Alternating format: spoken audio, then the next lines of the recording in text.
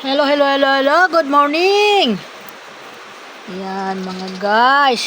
Nandito na ako sa tindahan ko. Ako'y nagwalis-walis. Kaunti sa labas. Umaambon, umuulan na naman mga bossing. Yan. Araw-araw na lang tayo ganito inulan. Di bali ganyan lang sana, ulan lang. Okay na yun. Okay, magpayong lang tayo ay okay na tayo. Sana po ay wala po dumating na mga mahihirap na mga sakuna ba na mga nakakatakot. Ganyan lang sana. Yan yung hinihiling ko sa Panginoon. Okay na yan.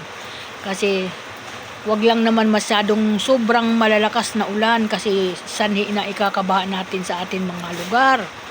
Yan. Ganyan. Okay na yan kasi para malamig ang panahon natin, hindi mainit, okay, kagaya sa gabi, medyo nakakatipid tayo dahil sa kuryente. Hindi na tayo gumagamit ng electric fan dahil sobra ng malamig. Ako po'y nilalamig na, kaya pinapatay ko ng electric fan, di ko na ginagamit. Para makatipid naman kasi ang lalaki ng binabayaran sa kuryente mga bossing, kaya yan. Welcome to my vlog. Good morning sa mga follower. Good morning sa mga mahal dyan sa ating social media. I love you to. I love you so much sa inyo. Lagi lang po tayo mag-iingat sa ating mga tahanan. Huwag tayo masyadong umaalis kapag wala naman importanteng pupuntahan.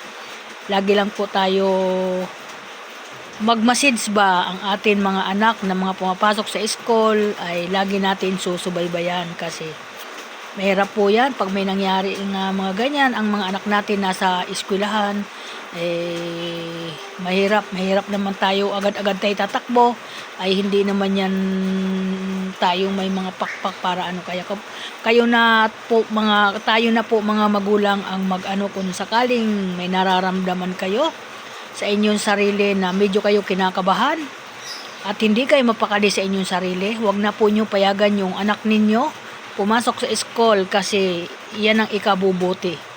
Di naman tayo pwede naman natin sabihin nga gagawa tayo ng excuse letter na sa atin mga teacher na hindi na po namin pinayagan kasi kakaiba po yung pakiramdam ko sa aking anak na papasok.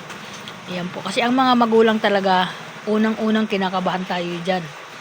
Yan po. Ganun po. Kasi ako kahit lula lang ako, nauuna pa ako kabahan sa mga magulang na mga anak ko. Nauuna pa po ako sa mga ganyan. Kaya dali-dali na ako niyan kumukontak sa kanila ang mga bata. Sabi ko ang ganon. Tingnan nyo, sisilipin nyo, puntahan nyo. Kaya nga sabi ko yung mga college, yung mga nagka-college, lalo na sa akin, may anak akong nagka-college, may apo akong nagka-college, ay yan po yung aking hinihiling sa Panginoon na panalangin na sana ingatan siya. Hindi siya laging mapahamak, maambunan ba, maulanan, malusob sa baha. Kasi baka mamaya, siyempre ang mga bata kasi ngayon, iba ang kanilang kilo sa nung araw ang mga anak ko dahil kahit lumusong sila sa putikan, hindi sila natitinag kasi sanay po sila sa mga sobrang hirap ng buhay. Ay sa ngayon po ng mga bagong labas ng bata, siyempre ang namulatan nila ang kanilang mga magulang kasi medyo nakakaraos-raos ng kaunti, kaya hindi na sila sanay sa mga ganyan. Pero ang mga anak ko sanay po sa mga hirap ng kanilang pagpasok. Ayun po yung nung araw hindi po sila nanghihingi ng pera, kung hindi ang binibigay ko lang po sa kanila 5 piso lang pambili ng palamig, okay na yon, o kaya ice water. Yan lang po yung binibigay ko. May baon na lang po silang pagkain sa school para hindi sila nagugutuman. Minsan po walang baon eh. Nung araw po, yung nagpapaaral po kami ng mga anak namin. Pero tiniis-tiis ko lang yon.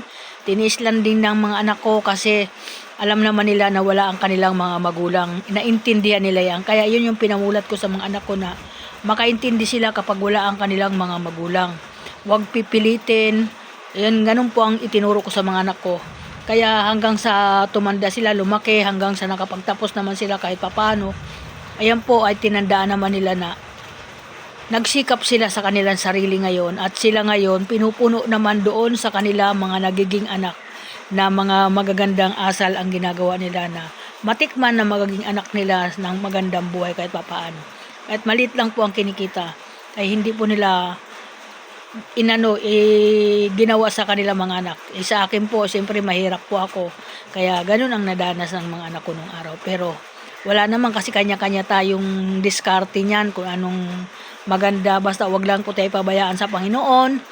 At hingi tayo ng laging tulong sa Kanya kasi nandiyan naman siya lagi nakaredy para tulungan tayo na atin nilalapitan lagi. Kasi siya lang naman yung atin malalapitan na makapangyarihan sa buong mundo. Wala nang iba.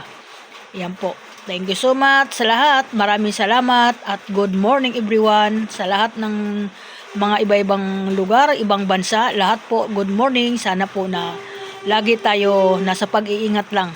Ganyan po. Kasi ako po, lagi akong kabado sa mga balita. Ayan po. Pero pilit kong inaano yan, kinakalimutan. Pilit ko hindi iniintindi. Kasi po, para po hindi ako na kagaya kahapon, sumama na naman ang pakiramdam ko. Laging ganun, kaya nagagalit ng aking asawa dahil mahilig daw po ako manood sa mga balita. Kung ano daw, ganyan ang pinapanood ko, higilan ko na daw yung ganyan para hindi nadadagdagan yung aking karamdaman. Ayan lang po, kaya sa mga anak ko ngayon na maghahanap buhay, mag-ingat kayo. Hindi na hinto ang atin mga ulan, mag-ingat kayo.